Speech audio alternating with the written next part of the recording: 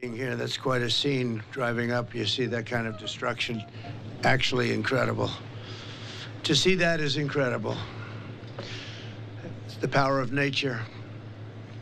Nothing you can do about it, but you got to get a little bit better crew in to do a better job than has been done by the White House. It's been not good. Not good. I'm here today in Western North Carolina to express a simple message to the incredible people of the state. I'm with you, and the American people are with you all the way. We're going to continue to be with you. We'll see what happens with the election.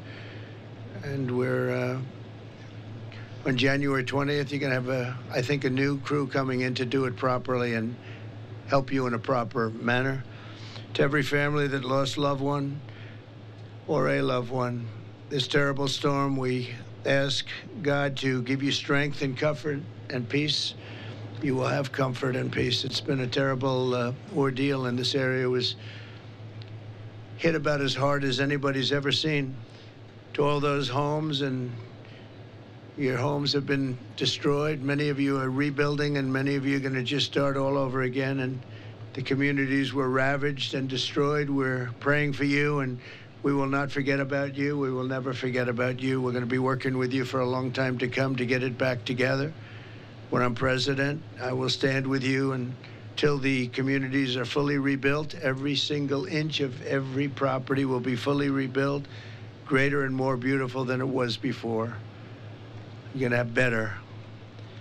What happened to this neighborhood and the communities all across North Carolina, South Carolina, Florida, Alabama, Virginia, Tennessee, was an act of absolute devastation.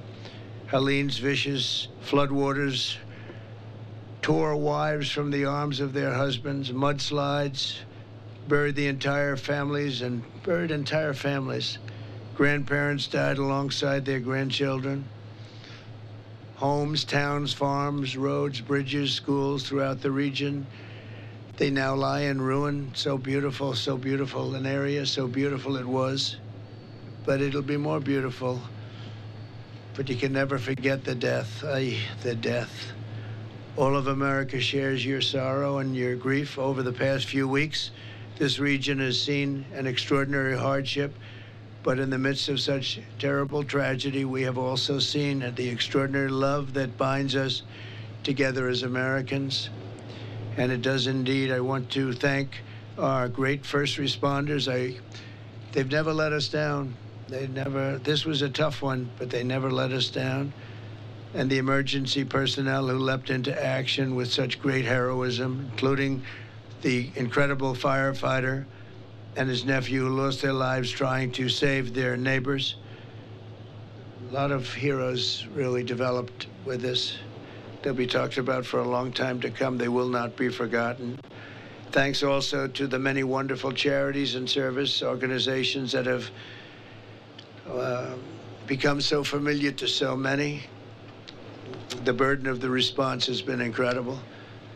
In the wake of this horrible storm, many Americans in this region felt helpless and abandoned and left behind by their government.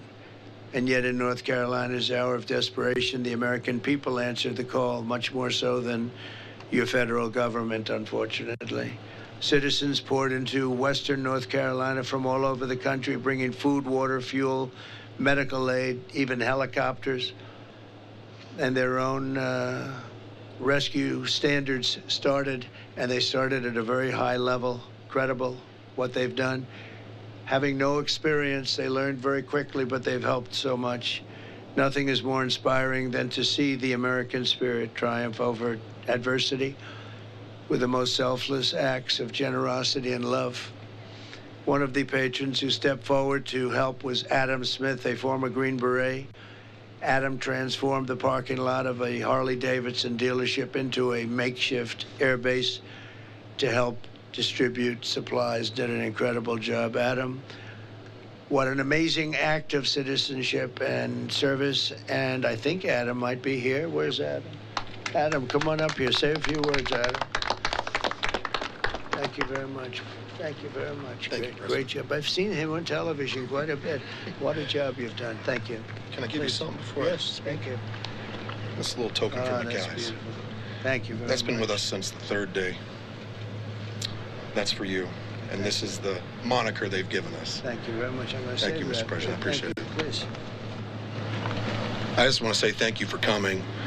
Thank you for everybody here. The biggest fear that Western North Carolina is sitting on right now, at least from the communities we've talked to, is being forgotten. And to have you here and have an opportunity to have this conversation at a national level will keep Western North Carolina on the map and not leave the communities holding the bag on the back end of this. So we're very grateful that you've shown up, and we're very grateful that you've taken the time. We're also appreciative in the timeline that you did it. Gave us space to operate and function and gave us space to provide relief where it needed to go. And we're very grateful for that, Mr. President. Thanks, sir. Thank you very much, sir. Great job. Thank you very much. We're also joined by Brian Burpo, owner of Diamondback 4x4, where we are today. And Brian, you have a very interesting story to tell. Do you mind telling it? No, not at all. Thank you. So I got a phone call from my general manager, and he said, well, the building's underwater. And I couldn't believe it because the river is so far away from us, and I thought he was just playing a joke or whatever else. But we finally made our way to the building, and I couldn't believe what I saw when I got off the Swannanoa exit. We lost bridges, we've lost businesses, we lost homes, we've lost people.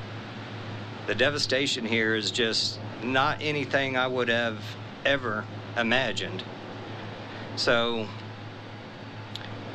I thank all of the first responders, all of the nonprofit organizations that have come to our aid to help with the machinery and the people, the hands, the boots on deck. I just, it's amazing. I am overwhelmed by generosity.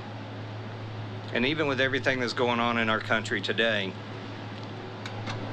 for the past 3 weeks, that was put to the side. And everybody joined together and lent a hand. Some people couldn't be here, so they sent their contributions with somebody else, and they indirectly helped. That we need those people still. We need that support. We're good on water, though. We got plenty of water, so we're good on water. But we have pallets of water laying around if anybody needs water. But we are very humbled and honored that that you guys keep us in your minds and in your prayers. We're going to need that for quite some time. So, as there are still families that are displaced from each other, pray for peace for those folks, some peace of mind. Mr. President, I can't thank you enough for coming out. I've had in the back of my mind, I even made a comment to somebody. Trump would just show up. Trump would just show up. We need it. We need that shot of hope in the arm. We need that, we need to know we're going to be okay and not forgotten. You won't be. Thank you. You won't be. Thank you. Get it done together. Thank you very much. Great job. And Mike Stewart, the owner of Pineview Buildings, is here. Mike? Mike, please. Thank you.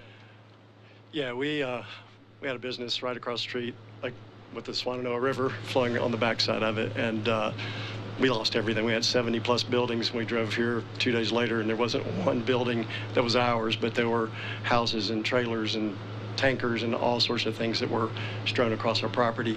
And we lost a business, but there are a lot of people who lost everything, including loved ones. And I believe that you can serve as a great inspiration to this community right now. And the reason being is I think God's given you an indomitable spirit. And no matter what gets thrown at you, you find a way to press through.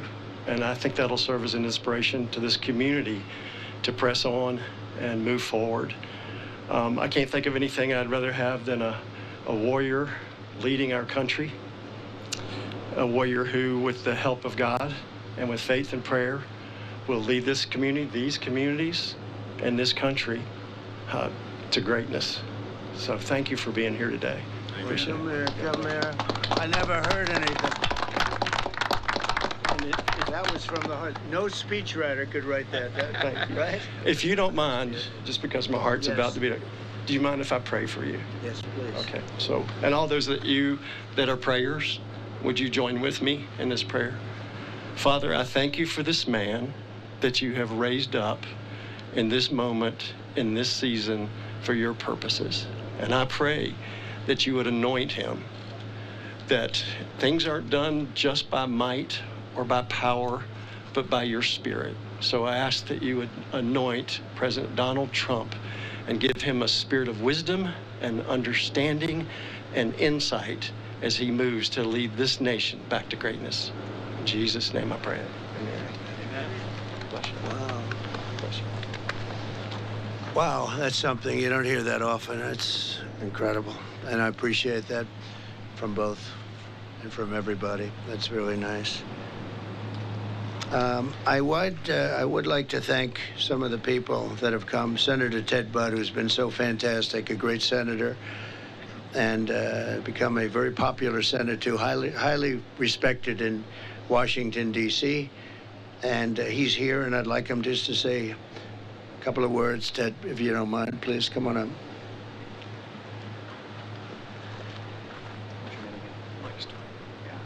Mike, I want to thank you for your prayers for the president and for this region, because people who first looked at this and they said this might be days or weeks, but this is going to take months and years. And Mr. President, I'm grateful for you coming here, and I want you all to know, as the president and I spoke with his team, he was like, when can we come to North Carolina? I said, soon, Mr. President, but there's a lot of work to be done, and nobody understands that like a builder, how to build, or in this case, how to rebuild something. So, Mr. President, I appreciate you coming here, your heart for the people, your love for them, and it's going to take a lot of work for Western North Carolina, and I don't think anybody that's running for office understands it as well as you do.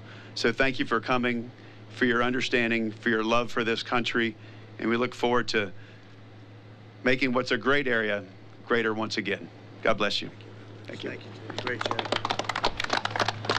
Interestingly, I came actually right after the storm. I'd like you to know that.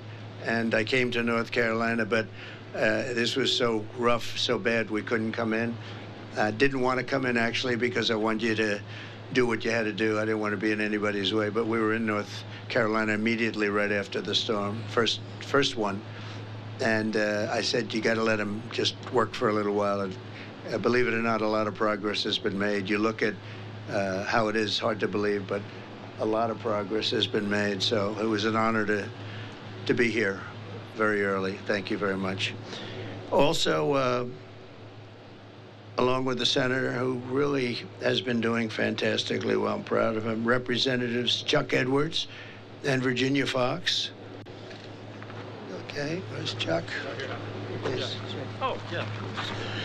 Well, thank you, Mr. President. Thanks so much for taking the time to come to Western North Carolina. We've seen other folks do a flyover. It is so heartening to see you here with some dust on your shoes, actually seeing what's taking place. It means so much to the folks here whose lives have been turned upside down, whose homes have been destroyed, whose lost loved ones, whose businesses have been destroyed. We're so incredibly honored that you're going to help keep the emphasis on us rebuilding this beautiful community. For those of you who did not get to see it, I offered, because, you know, I also own McDonald's restaurants. I know that you perfected your skills behind the counter a day or so ago, and it was my honor to present President Trump with the French fry certification pin. So, thank you so much for being here. Thank you very much. God bless you. That's really nice. All right. Thank you very much. Thank you. Good job. Well, thank you very much. Tim Moore is here, your very special House Speaker, and he's been a great friend of mine for a long time. And thank you very much for where are you, Tim? Thank you, Mr. President. Come on, say a couple of words. Thank you. Well, I'll just say, as the Speaker of the State House, I've not gotten a single call from the White House, but this man and his team have been in touch with us from day one. And, Mr. President, I appreciate that and looking forward to seeing you back in the White House. Thank you, sir. Appreciate you. Great job. And Shane Hilliard, your wonderful sheriff. Appreciate it, huh? Great job. You've been busy, I guess, a little bit, huh? A little bit busier than you're supposed to be. Thank you, Sheriff. And a friend of ours, Linda McMahon, who's been incredible. She was in charge of the small business group in Washington, and it was actually a big business, and she did incredibly. They told me the other day you were the best there ever was at that, and we appreciate it very much. Great job. Thank you very much, Linda. I also want to thank everyone who supported the GoFundMe. We set it up right after the storm left, almost immediately, and I authorized a lot of people to help, and those affected by Hurricane Helene were badly affected, and nothing can really really make amends for what happened, especially when it came to the death. The property you're going to end up having bigger and better and nicer and everything, but the death was horrendous. And to date, we raised $8 million, of which $7 million has been distributed to the various charities that are helping you, and the rest is going to go. And if you people have some recommendations, I'd like to have them. We helped Franklin Graham. He's done such a great job. And some of the others that have done a great job. And if you have recommendations, I'd like to have them, because we have more coming and we have more already in the till. So we raised $8 million, which is great. That's contributions from a lot of great people, okay? But give us those recommendations if you would. I'd like to take them and do it the way you'd like to do, right? Thank you very much. We've distributed these funds directly to the organizations already. And there's going to be a lot of additional funds coming, I believe. Today, I'm promising the people of this state that when I'm president, if I'm president, I feel better saying that, because you never want to take something like that for granted. I feel actually a little bit better. They always say, oh, please, please, don't say that, sir. Say when. We have to vote, and they have to get out and vote. And we can't have 4 more years of what we've just had. That I can tell you.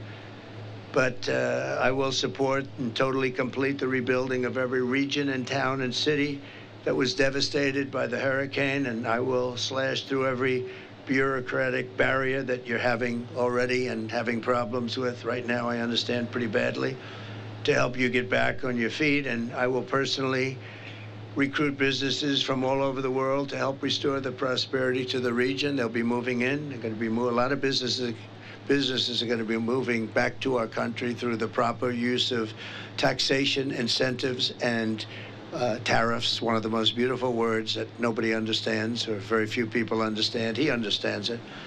But we're going to be using tariffs and good, proper taxation, and very importantly, incentives.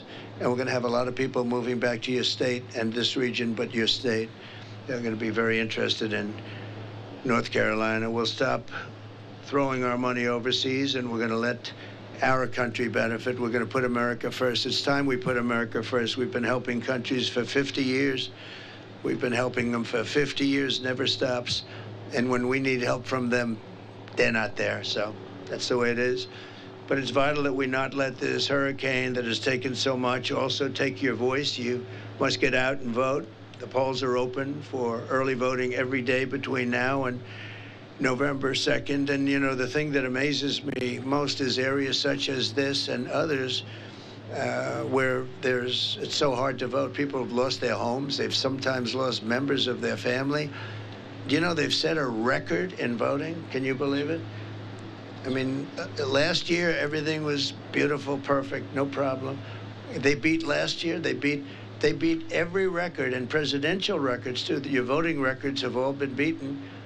And people, I don't know, I don't even know where they're living. Their house is gone, and they were standing in line ready to vote. So you have amazing people here, Michael, really amazing. One of them is Michael Whatley. He was the head of your Republican Party. He was so good and did such a great job. We won the state twice.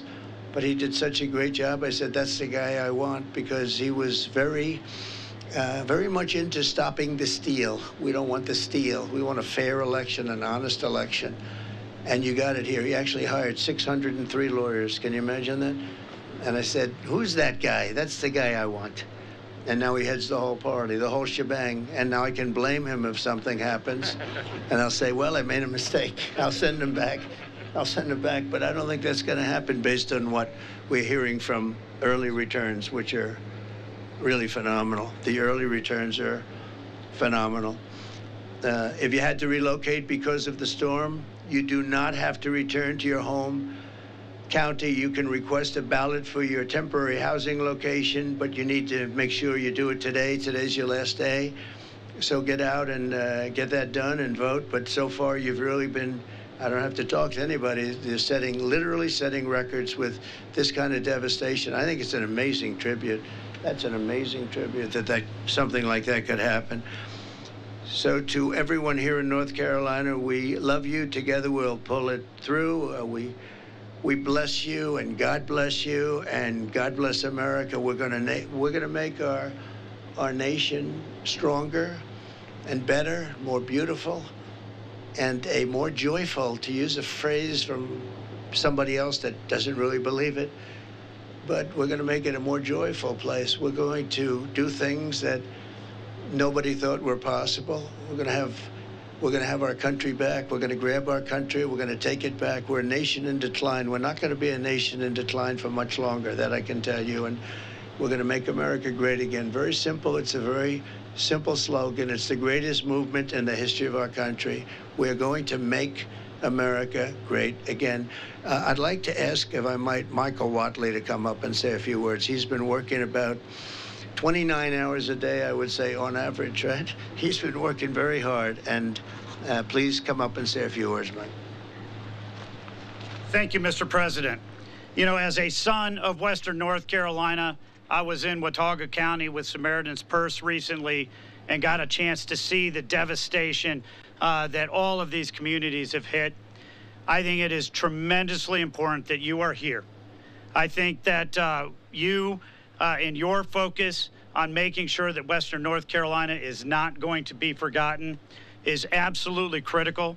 I am so thankful for the thousands upon thousands of volunteers that have come into Western North Carolina to help these families, to help every family here in Western North Carolina. You cannot put words on what a value it is. And the fact that this is a strong community, this is a community of faith, and this is a community of family. And North Carolina, Western North Carolina, is absolutely going to be back. They are going to be stronger than ever. And with your leadership, we will make sure that this part of the state, that this part of the country is never forgotten and will be back again. Thank you, Mr. President. Thank you. Linda, would you say a few words? Linda McMahon.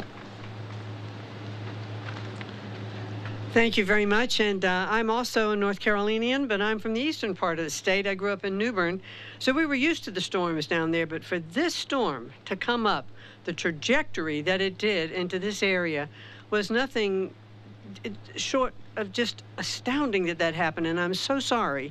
You know, I had the privilege of a lifetime of serving at the SBA administrator under President Trump, and I can tell you that SBA would have been on the ground with FEMA in this area, working to get people back in their businesses, getting their home loans processed, because we'd want the economy to get back on track. So hopefully you're going to have that service. If you don't have it now, you will. Thank you very much, Mr. President. Thank you. Thank you, Linda. Do you have any questions, please? Please. We've heard from several of your Republican colleagues, including Senator Tom Tillis, asking for Congress to reconvene so that more federal funding can be brought to Western North Carolina. Do you expect to ask your colleagues to return to Congress? Well, I would be in favor of it. Yeah, this is a very unusual situation, and I would be in favor of it.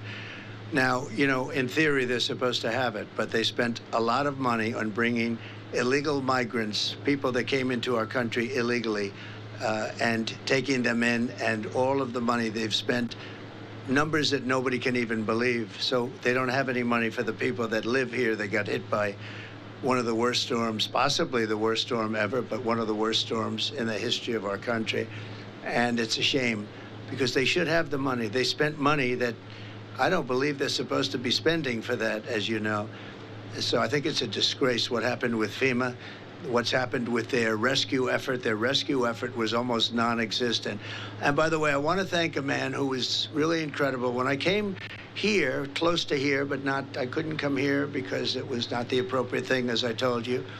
But I got to know a couple of people from North Carolina, officials that were terrific, doing a very good job, very much involved. And they said, do you know Elon Musk? I said, I happen to know the gentleman. What's your problem? Do you think you could get Starlink? I said, what is Starlink? Explain to me. That was communication. Because as you know, your communication, I see the poles all ripped down all over. You had almost no communication here. And I said, so what do you need? He said, we need Starlink and we can't get it. There's nobody that knows anything about how to get it. So I called Elon and literally, actually, strange, before I hung up, they called that man that I spoke to.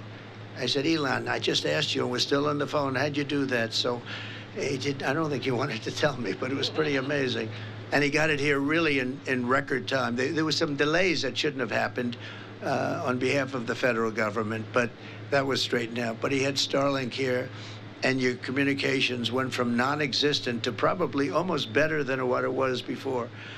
And so I want to thank Elon Musk for having done a great job. He took care of a very important need. Probably saved, Ted, probably saved a lot of lives because this was really an emergency, and you had it here like almost instantly. It's very hard to get too. It's been pretty popular and very hard to get. Thank you. Mr. President, clearly a lot of people here are looking to you to save them and bring them relief, and what better way than to win the White House in 2 weeks? Right. I know that you're happy with early results. Are you satisfied with everything this state is doing the election boards to help these people get to the ballot box? Are you satisfied with it? Well, I'm not hearing the good things about the governor here like I'm hearing about the governor in Georgia, as an example. I'm hearing the governor in Georgia has done a very good job, and I don't really know the governor here, but I'm not hearing that he's done a very good job. So that's the only thing I can say. And certainly you have all heard the same stories that we all hear, that FEMA has done a very poor job. Our FEMA, when we had a problem, we did record rescues. And what the job that FEMA did under the Trump administration was really incredible. But they had spent, in all fairness to FEMA, they had spent hundreds of millions of dollars doing other things that I don't think bear any relationship to this money. They were not supposed to be spending the money on taking in illegal migrants, maybe so they could vote in the election, because that's a lot of people are saying that's why they're doing it. I don't know. I hope that's not why they're doing it. So they really didn't have any money. They don't have very much money. And now they're saying, can we have a special vote? Let's have a special session. I'm in favor of that, but somebody has to get back to why did they spend hundreds of millions of dollars on something that they were not supposed to be spending it on, okay? Are you worried that some people here won't be able to vote? Look, voting is the least of it right now. They got to vote. They want to vote because it's very important, but they have to survive. That's why I can't believe the early voting. I mean, the early voting is records. I can't, you know, when they told me that, I was shocked. I got a call from Michael Watley. He said, sir, you're not going to believe this, but they're setting records in North Carolina voting. And it's just that they're great people. I mean, they lost their house and they're standing outside voting. So obviously we want them to vote, but we want them to live and survive and be happy and healthy, because this is really a tragedy. It's really something. Yeah. Is there any, and to that point, is there any concern or specific reasoning that you have to believe at this point in time, 3 weeks in, that the results of the election in North Carolina will not be credible or legitimate because of the storms after? No, I think in a way it's the opposite. I mean, we're so impressed, and I think they have a pretty good system here. And Michael Watley was responsible to a certain extent, and the new people that took Michael's place, I think, I have not heard any complaints about that. I mean, the amazing thing is they've come from, nobody even knows. Everybody knows them, and it was like they have no home. They stayed in the woods. And I heard cases where they're staying in the woods because they wanted to vote, and then they voted, and then they went wherever they went, and they're going to come back hopefully and rebuild, and hopefully I'll be the one that helps them rebuild, and we'll help them. But no, these are incredible people, incredible spirit and heart. Very few people, I mean, who would do that? It's a great state, really great state. I don't know if it helped. I don't even like to think about it that. I mean, it's a tragedy. It's a tragedy. But the fact that they'd come out and vote in record numbers is pretty amazing to me.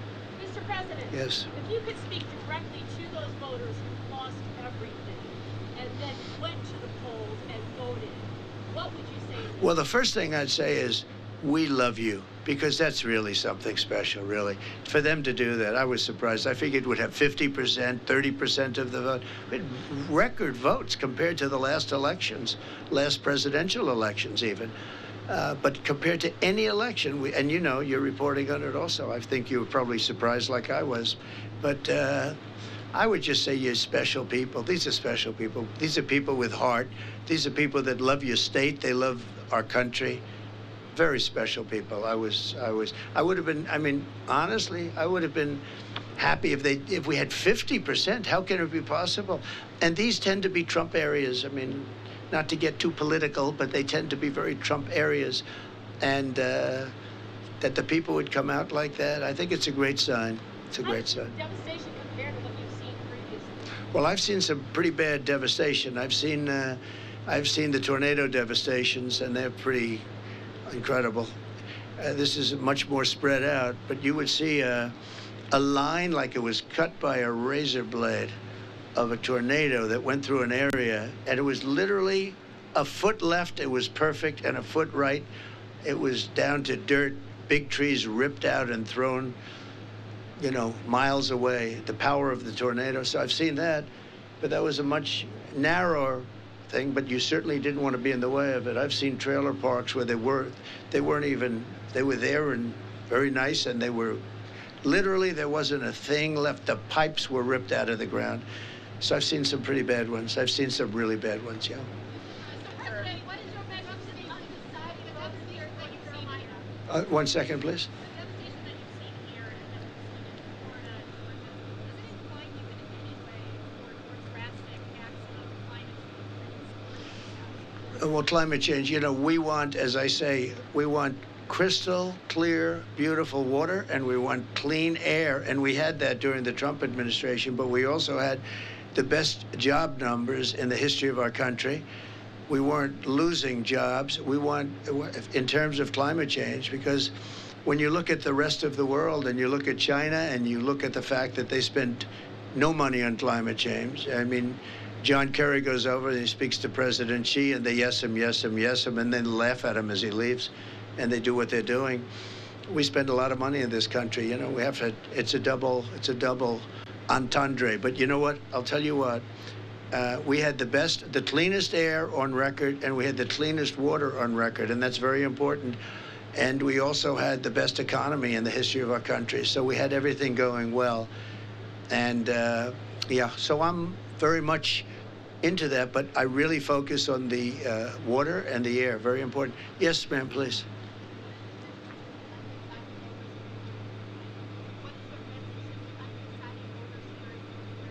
Independent voters?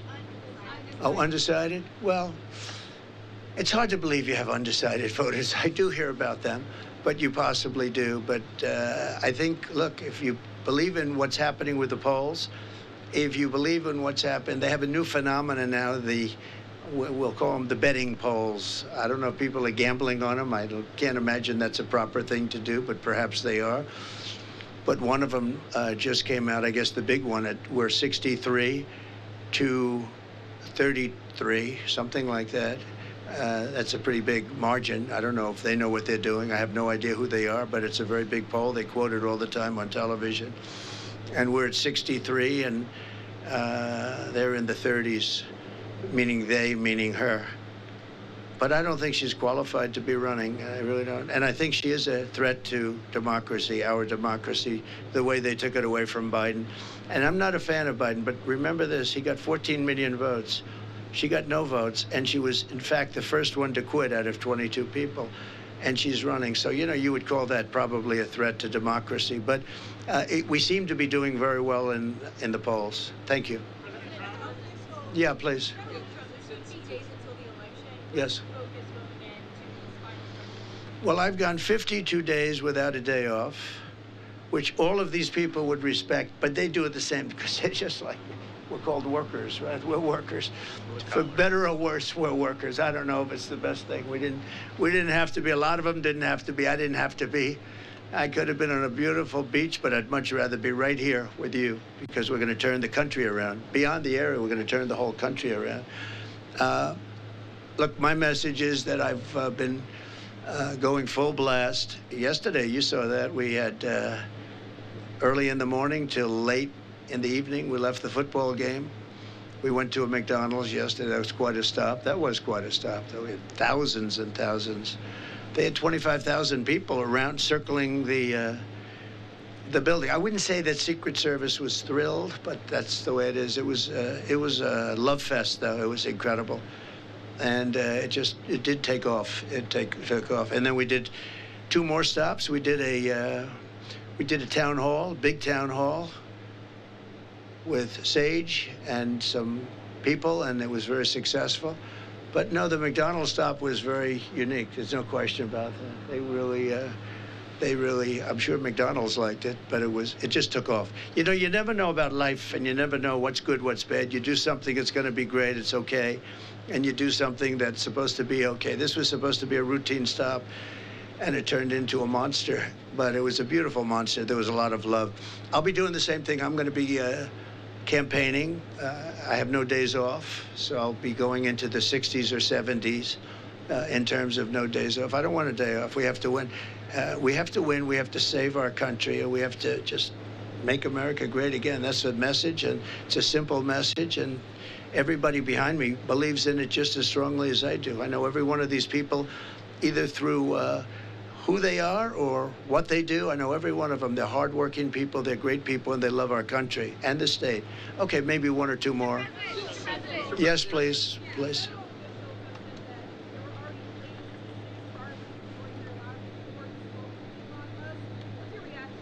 I can't hear you. You have to speak louder. Okay, yeah. Federal officials have said that there were already plans to send Starlinks before you spoke with Elon Musk. There were already plans to get Starlink. Well, they didn't get it because all I know is a top official who was working, who happens to be a Republican, was very concerned that they didn't have any communication and they weren't able to get Starlink. And I called Elon, who endorsed me, who gave me one of the most beautiful endorsements of anybody, frankly.